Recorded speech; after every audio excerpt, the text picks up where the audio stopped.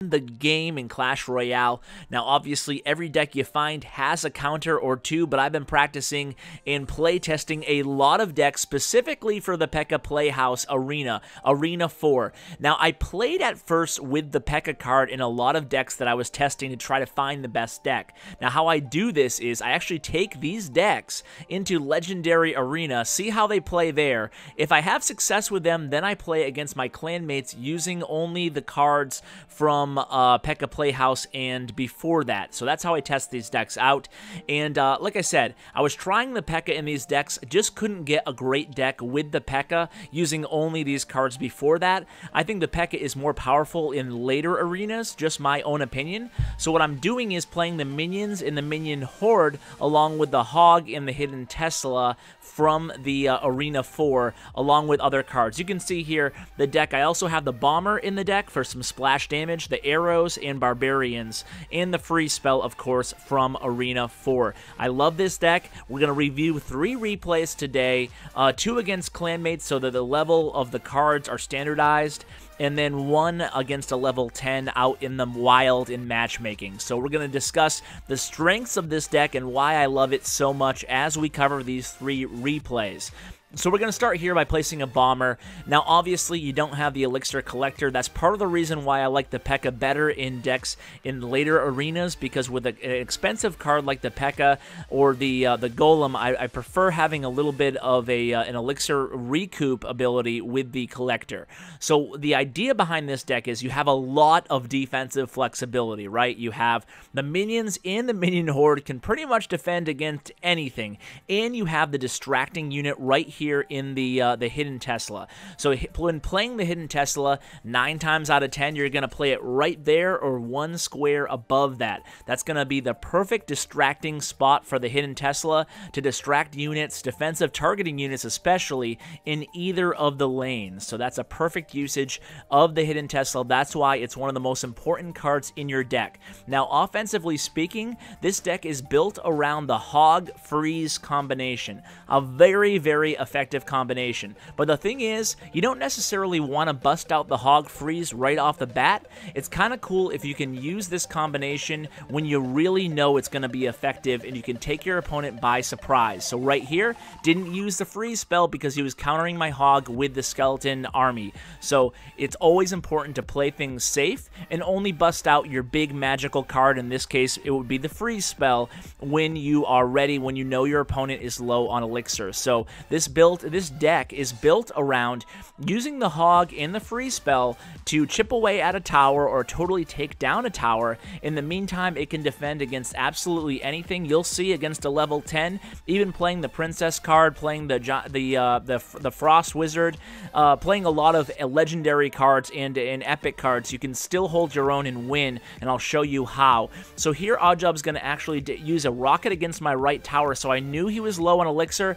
I'm going to capitalize on that by finally dropping my freeze spell, and you can see I was able to freeze his baby Pekka there, and I was able to take down his left tower. That's why this deck is so effective. You can play a lot of defense, and then when the timing is right, you can use your Barbarians and your Hog to get a nice push going in either of the lanes. Now, I knew he had the Fireball, but I decided to test with the Minion Horde there to see if it was up. It was up, but I was able to sneak in a Hog again in the right-hand lane, so now I'm chipping away at that right tower, but it's not going to really matter as I pretty much secured the victory by this point. The Barbarians are a great card in this deck as well. I would not substitute out the Barbarians, and I love having the minions and the Minion Horde in the same deck. So try this out, guys. I'm pretty confident that it is one of the best combinations, especially when you learn how to use it. Here was a 2-crown to 1 victory.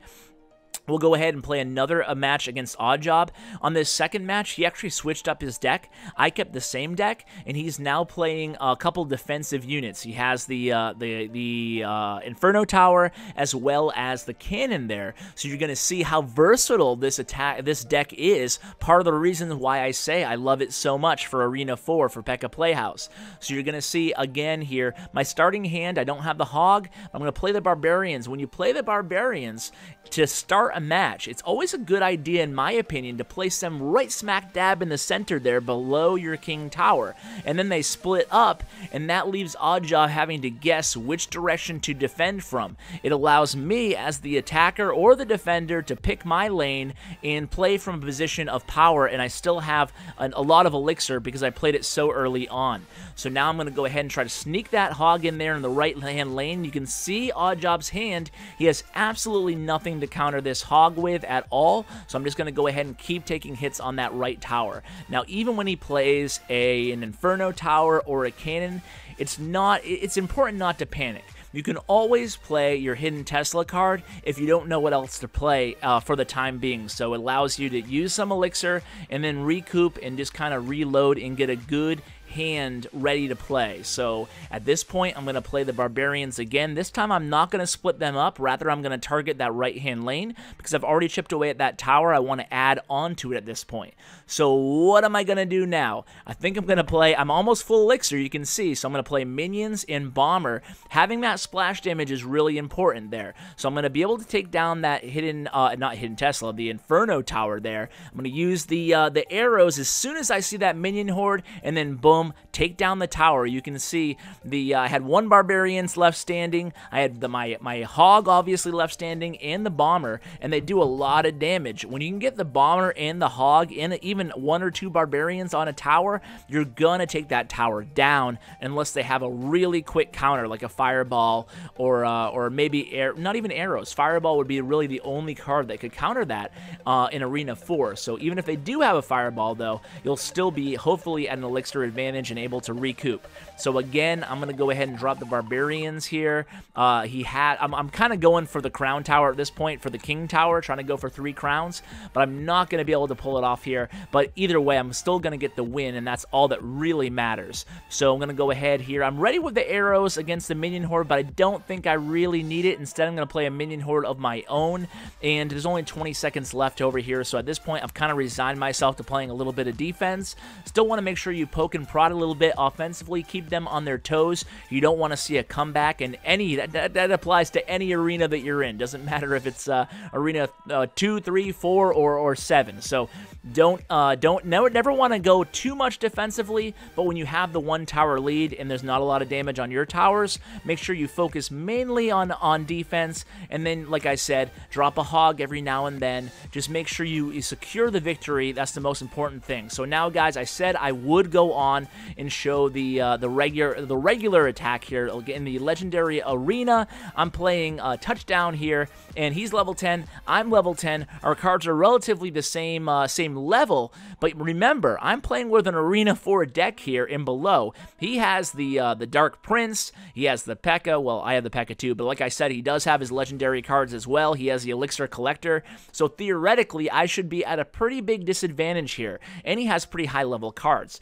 So what am I going to do? I'm not going to panic. I'm going to play things defensively. I want to make sure I let the battle come to me, and then I'll go ahead and transition good defenses into an offense using that freeze spell as needed, especially in combination with my Hog. That's the whole idea here on offense. You want to really get the bang for your buck out of that Hog and the freeze spell, but like I said earlier, you don't want to use it just willy-nilly right off the bat. You want to make sure you use it at the perfect opportune time. So now I have my Hog going on that left-hand tower. He has to play his Princess card, and the Princess isn't going to do a heck of a lot of damage against that Hog, so I'm going to get a decent amount of damage off that left tower. Now, I know he has the legendary cards. I know he has a pretty good deck. So at this point, and I know he's over 3,000 cups, so he's a pretty good player. So at this point, I'm resigned in my head, and you should do this when you know you're the underdog, even though I'm not technically the underdog level-wise. What you should do is you should try to play for the 1 tower win, 1 tower victory. You don't need to try to 3-star. You don't need to try to be super aggressive here. He just uses arrows, so I'm going to play my Minion Horde. I know his arrows aren't up, so the Minion Horde is going to easily take down that P.E.K.K.A.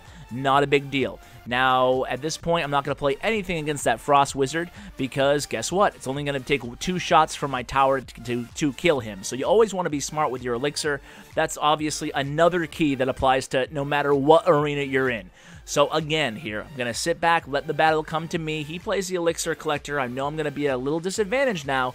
I play the Tesla, and then I try to sneak that Hog in there. Now, I have a freeze of my own, so I'm going to freeze his Dark Prince and his tower, allowing my Hog to get hopefully 1 or 2 shots in there. Again, just chipping away at that tower. So he gets 2 hits in, pretty good there. I'm going to play a Bomber on defense, and now I'm going to have to play a Minion Horde again. He does have arrows up, but not quickly enough on the Elixir Recoup, so I'm able to take down his P.E.K.K.A there, and now he only has the Dark Prince against my Barbarian. Not the end of the world. I have a lot of Elixir at this point, so check me out compared to him. He has no Elixir. I have a lot. I know if I can just pull off a successful defense here against this Frost Wizard and the Princess, then I can turn this into a good offense on the left-hand lane. So another Dark Prince comes at me. I know he's low on Elixir at this point. I have my Hog at that tower. I have my freeze spell ready. I froze the tower and the mini P.E.K.K.A. He says, well played. I say thank you, or do I not? Yes, I do. And I pull off the victory. So guys, I hope you enjoyed this deck. I'll go ahead and go to the card selection screen. So if you guys want to copy it, if you're just getting to Arena 4 and you don't have the free spell yet, you can go ahead and put in